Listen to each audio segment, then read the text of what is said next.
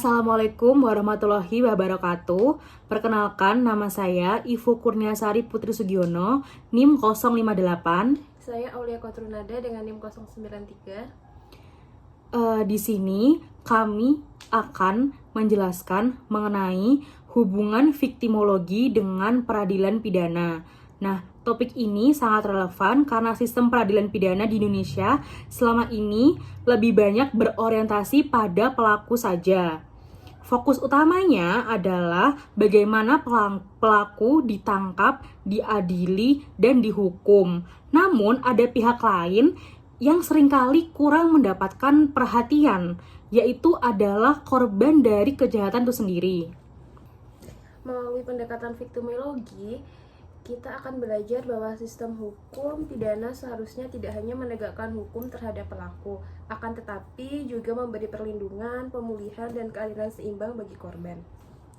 Yang pertama, kita akan membahas mengenai pengertian dari viktimologi. Viktimologi sendiri berasal dari kata victim yang berarti korban dan juga logos yang berarti ilmu. Secara sederhana, viktimologi itu adalah ilmu yang mempelajari tentang korban.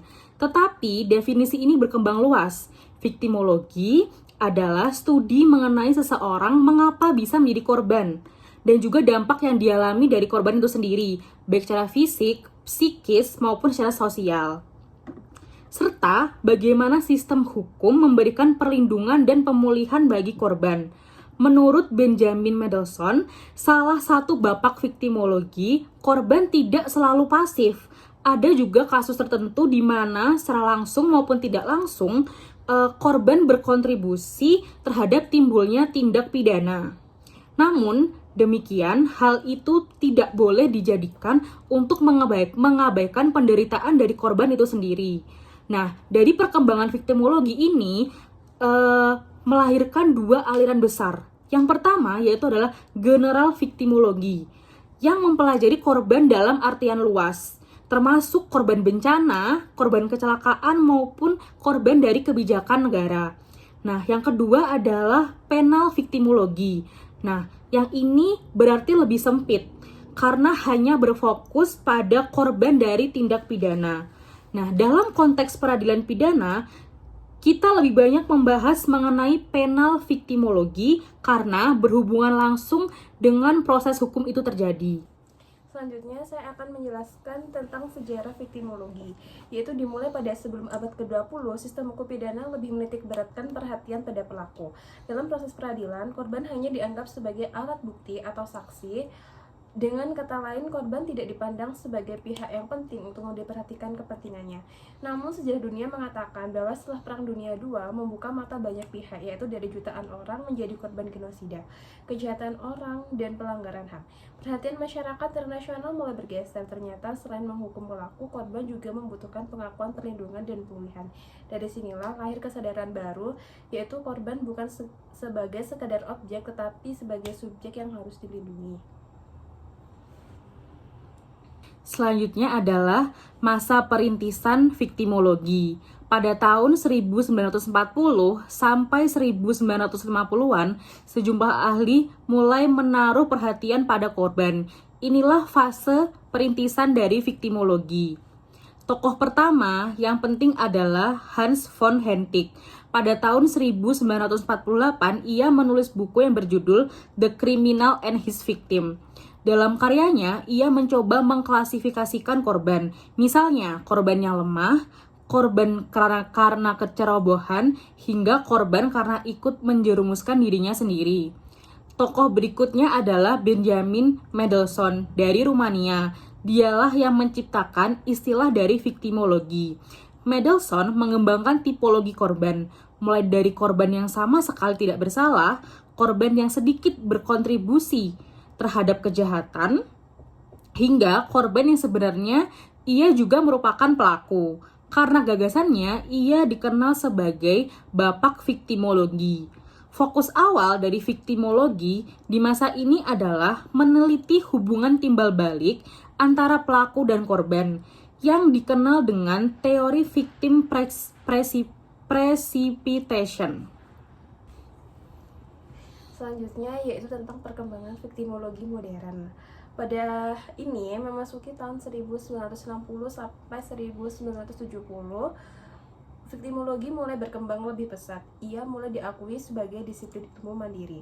Di Amerika dan Eropa, muncul gerakan besar yang disebut sebagai Victims' Rights Movements, yaitu gerakan untuk memperjuangkan hak-hak korban. Banyak negara mulai menyusun kebijakan tentang kompensasi korban kejahatan. Di tahun 1973 berlangsung International Symposium of Victimology pertama di Yerusalem, yang menjadi tonggak lahirnya viktimologi sebagai disiplin global. Sejak saat itu, viktimologi tidak lagi dipandang sebagai cabang kecil kriminologi, akan tetapi mulai diakui secara internasional. Selanjutnya adalah era reformasi global dalam viktimologi.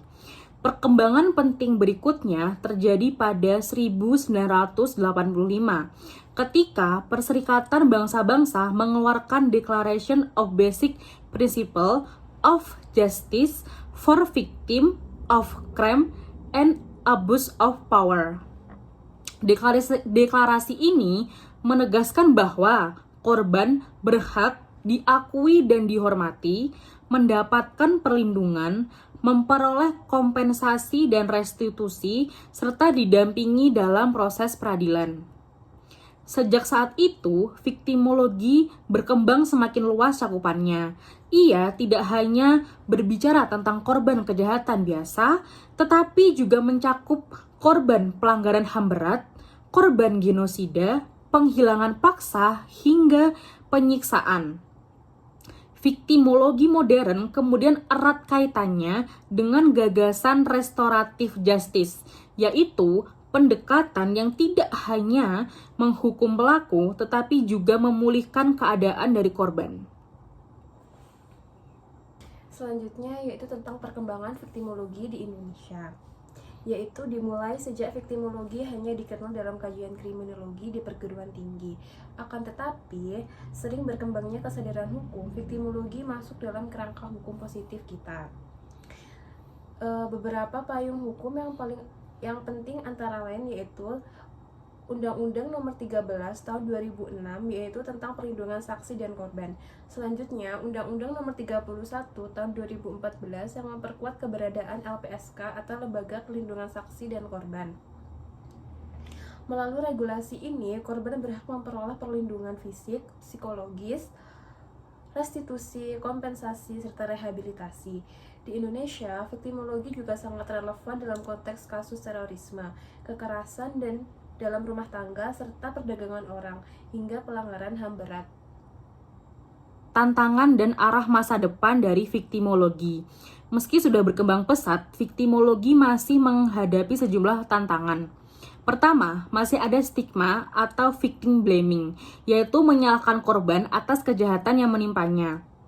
Kedua, perlindungan hukum bagi korban belum sepenuhnya maksimal, khususnya pada korban kekerasan seksual dan korban pelanggaran HAM.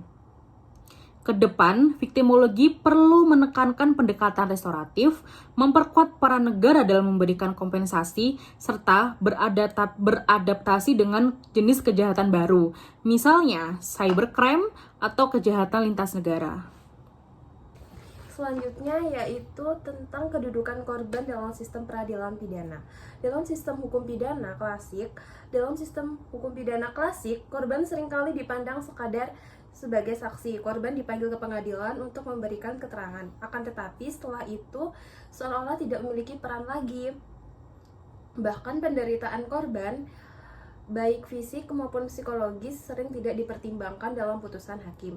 Padahal korban menanggung kerugian yang nyata, yaitu seperti luka fisik, trauma, mental kehilangan pekerjaan, kerugian ekonomi, bahkan stigma sosial. Disinilah viktimologi menuntut perubahan paradigma, yakni agar peradilan pidana menempatkan korban sebagai subjek yang hak-haknya harus dijamin. Di Indonesia, kesadaran ini nomor 13 tahun 2006 tentang perlindungan saksi dan korban, yang kemudian diubah menjadi Undang-Undang Nomor 31 tahun 2014. Undang-undang ini memberi jaminan bahwa korban berhak mendapatkan perlindungan hukum kompensasi, restitusi, serta rehabilitasi. Dengan demikian, kedudukan korban kini bukan lagi sekedar saksi, akan tetapi sebagai pihak yang wajib dilindungi oleh sistem hukum. Selanjutnya, saya akan menjelaskan mengenai hubungan viktimologi dengan peradilan pidana. Nah, viktimologi itu sendiri sangat erat kaitannya dengan peradilan pidana. Nah, hubungan ini dapat diuraikan menjadi beberapa aspek. Yang pertama adalah hubungan normatif. Jadi, viktimologi memberikan dasar filosofis dan akademis bagi pembentukan peraturan perundang-undangan yang berhubungan dengan perlindungan bagi korban. Tanpa viktimologi, undang-undang hanya akan fokus pada penghukuman daripada pelaku itu sendiri. Yang kedua adalah hubungan praktis. Jadi, viktimologi membantu aparat penegakan hukum seperti polisi, jaksa, dan hakim dalam memahami penderitaan dari korban. Misalnya, korban kekerasan seksual tidak boleh diperlakukan sama dengan saksi lainnya. Harus ada mekanisme khusus seperti sidang yang tertutup dan juga pendampingan psikolog dan juga perlindungan identitas dari korban itu sendiri. Yang ketiga adalah hubungan kebijakan. Jadi, viktimologi memengaruhi arah kebijakan kriminal. Nah, termasuk perkembangan dari konsep restoratif justice. Nah, dalam konsep ini, pelaku tidak hanya dihukum, tetapi juga diwajibkan memulihkan kerugian bagi korban, baik melalui permintaan maaf, ganti rugi, atau tindakan rehabilitatif lainnya. Yang keempat adalah hubungan keadilan. Nah, viktimologi memperluas makna dari keadilan itu sendiri. Jadi keadilan itu bukan hanya untuk menghukum pelaku, tetapi juga memulihkan korban.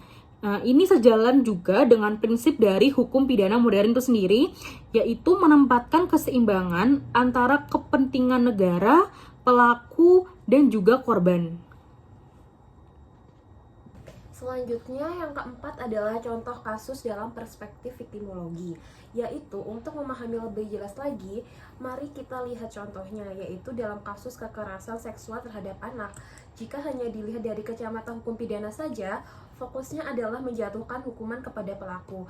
Akan tetapi, jika dilihat dari perspektif viktimologi, kita juga harus melihat trauma psikologis korban, kebutuhan akan rehabilitasi, serta perlunya perlindungan stigma sosial. Dan yang kedua adalah contoh lain, yaitu kasus kecelakaan kerja, yang dimana pekerja mengalami kecelakaan tidak boleh hanya dianggap sebagai saksi, akan tetapi dalam proses hukum, ia berhak atas santunan, pemulihan hidup, dan bagi keluarganya jika ia meninggal dunia. Kedua contoh ini menunjukkan bahwa tanpa viktimologi, peradilan pidana akan pincang karena hanya berfokus pada pelaku. Selanjutnya, saya akan membahas restoratif justice sebagai implementasi dari viktimologi.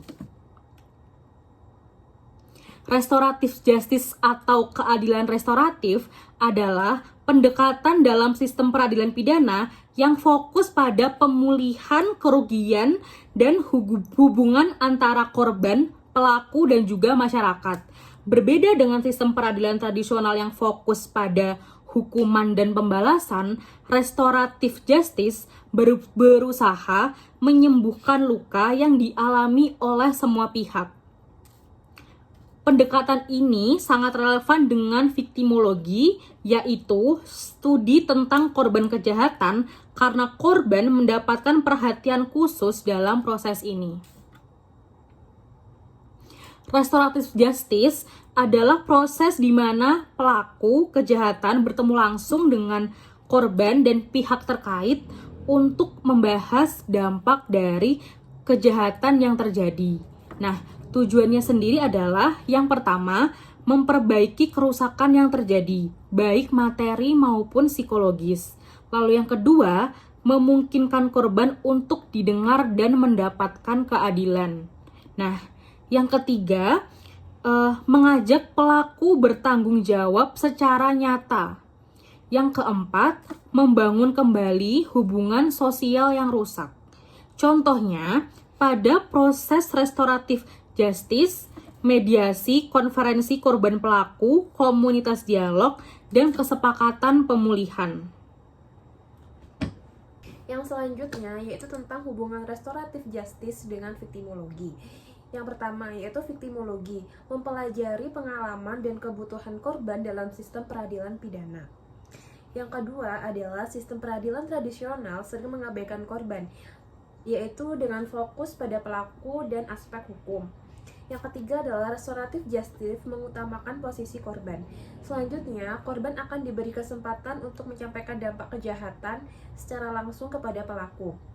Korban dapat menyuarakan harapan dan kebutuhan pemulihan, baik material maupun emosional. Pendekatan ini mengurangi rasa trauma dan meningkatkan keadilan bagi korban. Selanjutnya yaitu pelaku diharuskan untuk mengakui kesalahan dan melakukan reparasi, bukan sekedar menerima hukuman, yaitu dengan melibatkan korban. Proses ini meningkatkan rasa aman dan memulihkan kepercayaan terhadap sistem hukum. Selanjutnya adalah hubungan restoratif justice dengan peradilan pidana. Dalam peradilan pidana tradisional, fokus utama adalah penjatuhan hukuman sesuai dengan norma hukum yang berlaku. Namun, hukuman seringkali tidak cukup untuk mengatasi kerugian yang dialami oleh korban itu sendiri. Restoratif justice menjadi alternatif atau pelengkapnya. Bisa diterapkan dalam tahap pra-peradilan juga, atau setelah putusan hakim sebagai bagian dari pemulihan. Menurunkan angka residivisme karena pelaku merasa bertanggung jawab secara moral dan juga sosial, lalu membantu meringankan beban sistem peradilan yang penuh dengan kasus. Restoratif justice juga mengedepankan prinsip keadilan restoratif seperti partisipasi, sukarela.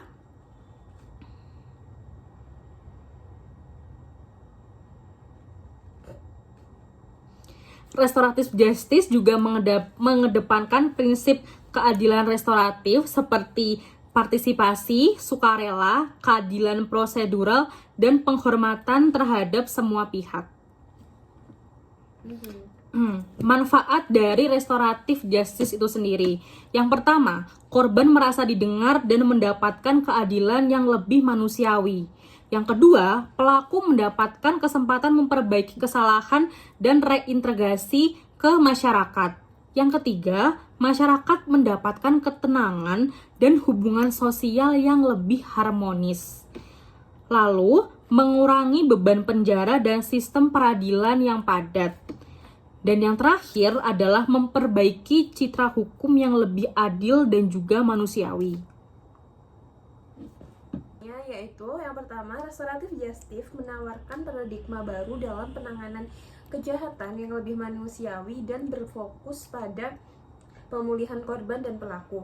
Yang kedua adalah pendekatan ini sangat berhubungan dengan viktimologi karena mengutamakan kebutuhan korban dan pengakuan terhadap dampak kejahatan. Yang ketiga adalah dalam peradilan pidana, restoratif justice menjadi alternatif yang bisa melengkapi sistem hukum formal, yaitu dengan mengurangi angka residivisme dan membangun kembali harmoni sosial. Yang terakhir adalah meski ada tantangan, potensi restoratif justice dalam meningkatkan sistem peradilan yang lebih adil dan efektif sangat besar. Selanjutnya adalah tantangan dan harapan. Meskipun peran viktimologi dalam peradilan pidana semakin diakui, masih ada beberapa tantangan besar. Yang pertama yaitu kesadaran aparat penegak hukum masih cenderung berorientasi kepada pelaku, bukan korban. Yang kedua adalah fasilitas pemulihan korban masih terbatas, misalnya layanan psikologis atau shelter bagi korban kekerasan. Yang ketiga adalah budaya masyarakat seringkali menyalahkan korban, terutama dalam kasus kekerasan seksual. Untuk harapannya adalah ke depan sistem peradilan pidana di Indonesia semakin mampu mengakomodasi perspektif viktimologi. Aparat penegak hukum harus lebih dialih untuk peka terhadap korban.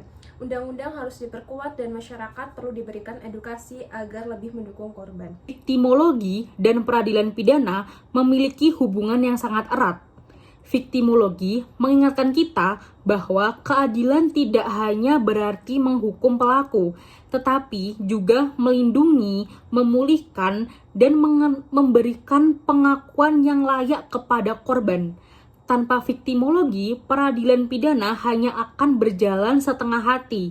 Tetapi dengan viktimologi, peradilan pidana dapat benar-benar menghadirkan keadilan yang seimbang bagi pelaku, korban, dan juga masyarakat.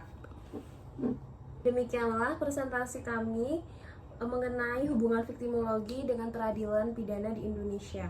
Semoga bermanfaat dan menambah wawasan kita semua.